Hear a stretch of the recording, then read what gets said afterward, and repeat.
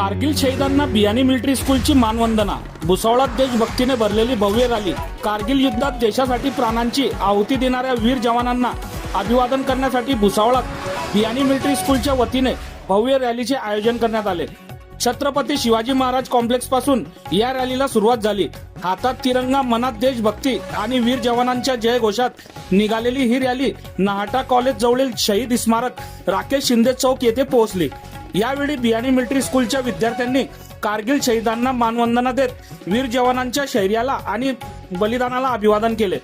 या कार्यक्रमाला राज्याचे वस्त्रोद्योग मंत्री संजय सावकारे, प्रतिष्ठा महिला मंडळाच्या अध्यक्षा रजनी सावकारे, भाजप प्रभारी नगराध्यक्षा शैलजा नारखाडे, गटनेते युवराज लोणारी, नगरसेवक महेंद्रसिंग ठाकूर, पिंटू कोठारी, सोनल महाजन, प्राची पाटील, छाया पालक, उद्योगपती मनोज बियाणी तसेच बियाणी एज्युकेशन सोसायटीच्या अध्यक्षा संगीता बियाणी यांच्यासह अन्य अनेक मान्यवर उपस्थित होते।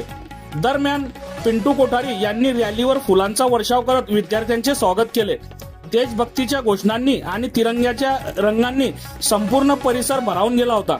या भव्य रॅली दरम्यान बाजारपेठ पोलीस स्टेशनचे पोलीस निरीक्षक राहुल वाघ यांच्या मार्गदर्शनाखाली पोलीस टीमने विशेष बंदोबस्त तैनात केला होता।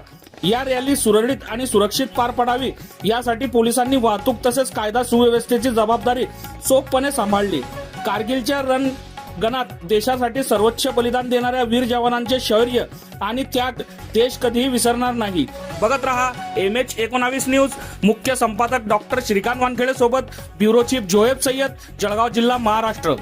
26 जुलै कारगिल दिवस म्हणून आपण याला लक्षात ठेवलेलं आहे। सर्वात आधी मी कारगिलमध्ये जे जवान शहीद आहेत त्या सगळ्यांना विनम्र अभिवादन करतो आणि देशातील हा दिवस अतिशय लक्षात ठेवण्यासारखा दिवस आहे की देशाचे जवान हे सीमेवर आपलं रक्षण करतात। भारत मातेचा एक इंच जमिनीसाठी तिथे आपले प्राण देत असतात आणि देशांतर्गत मात्र आपण नको त्या आमिषाला बळी पडून देशामध्ये अंतर्गत कलह तयार होतो आहे। ही गोष्ट चांगली नाही आहे आणि देशातील युवकांना माझी विनंती आहे की बाहेरची सुरक्षा तर देशाचे जवान करतायत, परंतु देशाची अंतर्गत सुरक्षा जी आहे ही तरुणांच्या हातात आहे। त्यांनी देशाच्यासाठी काय भलं आहे हे लक्षात घेऊन सगळी कामं करायला पाहिजे आणि आपला देश संघटित राहायला पाहिजे, एकजूट राहायला पाहिजे, यासाठी काम करायला पाहिजे।